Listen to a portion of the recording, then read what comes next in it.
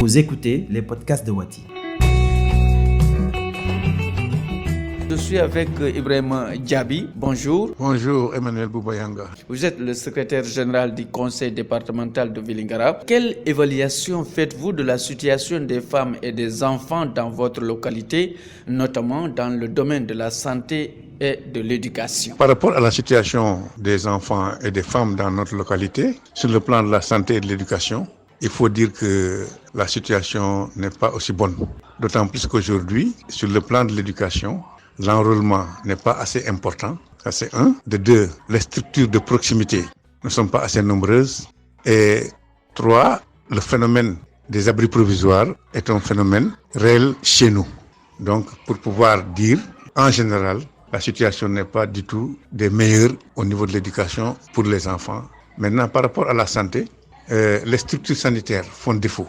Nous avons certes, n'est-ce pas, des postes de santé, nous avons certes des cases de santé, mais jusqu'à présent, nous assistons à des accouchements à domicile, ce qui n'est pas une bonne chose pour le département.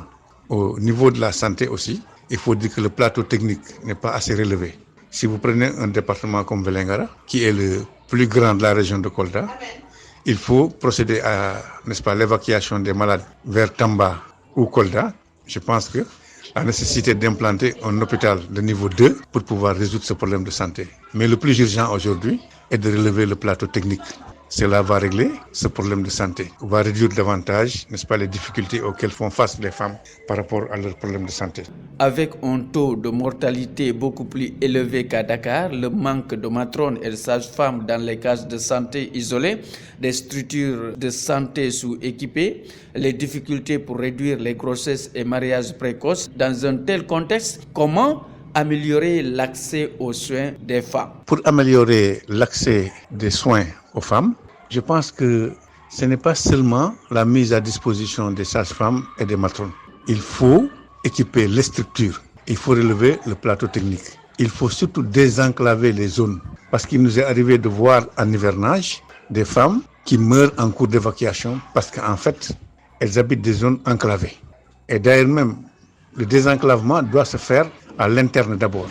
D'autant plus que vous pouvez quitter une case vers un poste, à dos d'âne, la femme n'arrive même pas au poste et déjà, elle meurt. Donc, ce qu'il y a lieu de faire aujourd'hui, il faut non seulement désenclaver le département et rendre accessibles les structures de santé.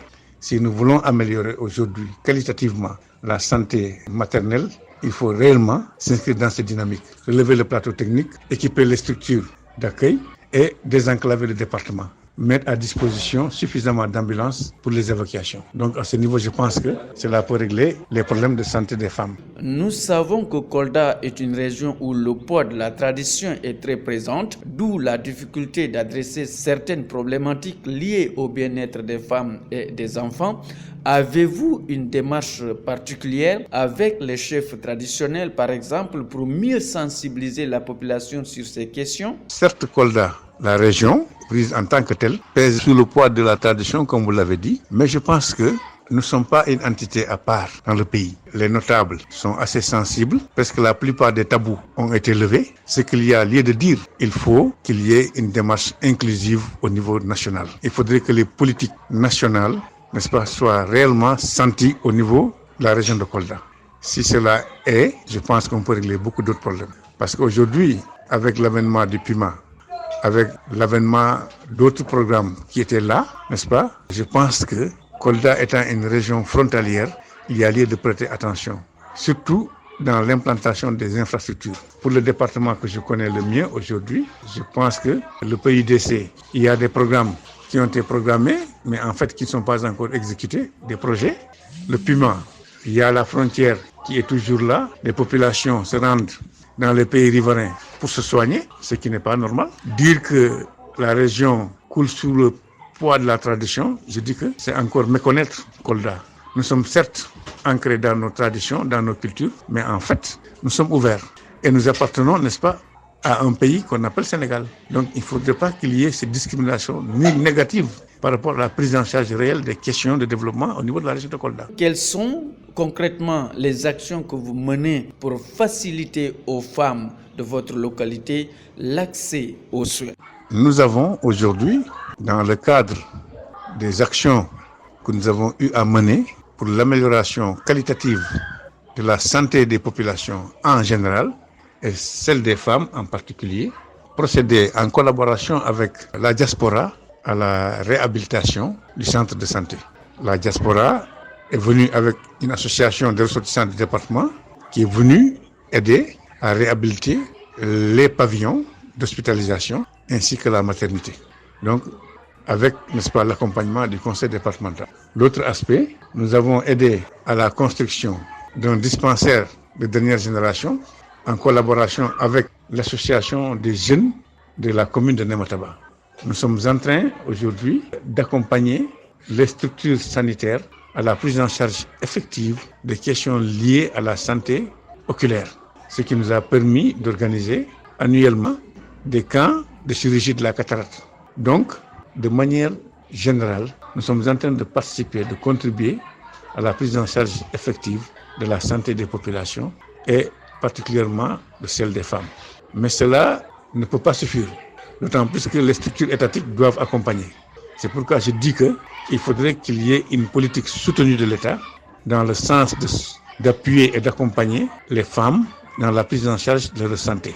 Nous sommes dans une zone frontalière, elles préfèrent se rabattre dans les pays riverains, ce qui n'est pas aujourd'hui une bonne chose pour le Sénégal. Est-ce qu'en tant qu'élu local, vous êtes impliqué dans la mise en œuvre des différents projets visant à améliorer la santé maternelle et infantile dans votre région? En tant qu'élu local, dans la région, je ne pense pas qu'il y ait une si grande implication. Mais il faut reconnaître que tous les plans de développement sanitaire au niveau du département, nous sommes impliqués par le médecin-chef du district qui, à toutes les étapes, nous convoque aussi bien à la planification qu'à la réalisation de certaines actions liées à la santé de manière générale, mais plus particulièrement à la santé de l'enfant et de la femme. Donc, au niveau régional, l'implication est assez faible, mais je vous rappelle que nous participons aussi au conseil d'administration de l'hôpital régional, où nous sommes membres de droit. Donc là aussi, nous impulsions le développement de la santé au niveau de la base. Puisqu'en fait, vous n'êtes pas sans savoir que c'est l'hôpital en dernier ressort dans la région qui accueille les patients. Donc là, à ce niveau aussi, le conseil départemental est représenté et je suis membre du conseil d'administration de l'hôpital régional. Donc voilà ce que je voulais dire. Ne pensez-vous pas que le fait de travailler à assurer aux femmes des soins de santé de qualité pourrait avoir un impact significatif sur le développement économique de votre région? La femme est un agent économique de taille. Quand la femme est mise dans d'excellentes conditions de travail, elle peut s'occuper de la famille. Aider la femme, c'est aider à assurer une bonne éducation aux enfants. Aider la femme, c'est aider à une meilleure prise en charge des difficultés, des problèmes liés à la vie familiale. Aider la femme, c'est aider toute une nation. Donc, la femme est au début et à la fin du processus de développement. Aujourd'hui, je pense que ce n'est pas de trop que de penser à améliorer les conditions de vie des femmes. Cela aura un impact au niveau familial. Et je pense qu'à ce niveau, depuis l'avènement du conseil départemental, le président a considérablement mené des actions dans le cadre de l'amélioration des conditions de vie des femmes. Je veux dire tantôt qu'il y a eu des femmes leaders qui ont été accompagnées. Il y a des programmes majeurs qui ont été accompagnés dans la réalisation des périmètres maraîchers. Il y a des programmes majeurs qui ont été accompagnés dans l'émancipation effective de la femme. Je pense que, effectivement, aider la femme à améliorer ses soins au niveau sanitaire, c'est une urgence, c'est une nécessité pour les élus, c'est une nécessité pour les collectivités territoriales. On n'aura pas investi de trop si on prenait entièrement la femme en charge. Nous sommes dans une région où la femme est un acteur économique de taille. Wati vous offre cette série d'entretiens avec les élus locaux en partenariat avec la Fondation Konrad Adenauer. Pour découvrir plus de localités des 14 régions du Sénégal, rejoignez le site internet www.senegalpolitique.org.